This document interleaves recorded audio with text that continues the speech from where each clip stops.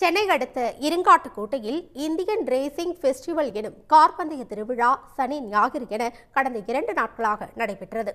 தமிழ்நாடு விளையாட்டு ஆணையம் மற்றும் ரேசிங் ப்ரமோ பிரைவேட் லிமிடெட் இணைந்து ஃபார்முலா 4 கார் ரேஸ் பந்தயத்தை நடத்தி வருகின்றன.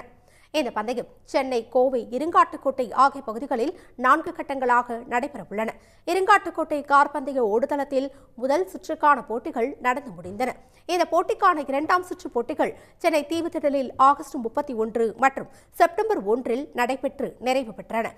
இந்நிலையில் இருங்காட்டுக்கோட்டை கார் பந்தய ஓடுதளத்தில் நடந்த 3ஆம் சுற்று போட்டியில் சென்னை, கோவா, டெல்லி உள்ளிட்ட 6 அணிகள் பங்கேற்றன. இரட்டையர் பிரிவில் சென்னை பிரபோ ரைடர்ஸ் அணியின் சென்னையை சேர்ந்த இளம் வீரர் முகமது ரியான் அபார வெற்றி பெற்றார். தொடர்ந்து நடந்த ஃபார்முலா 4 பிரிவிலும் வெற்றி பெற்ற வீரர்களுக்கு புள்ளிப்பட்டியலின் அடிப்படையில் சிறந்த அணிக்கான கோப்பைகள் வழங்கப்பட்டன. 4வது சுற்றுக்கான அடுத்த போட்டிகள் வரும் அக்டோபர் 19 மற்றும் 20 தேதிகளில் கோவையில் நடைபெறவுள்ளன. உடனுக்குடன் செய்திகளை தெரிந்து கொள்ள சன் நியூஸ் பெல் ஐகானை கிளிக் பண்ணுங்க.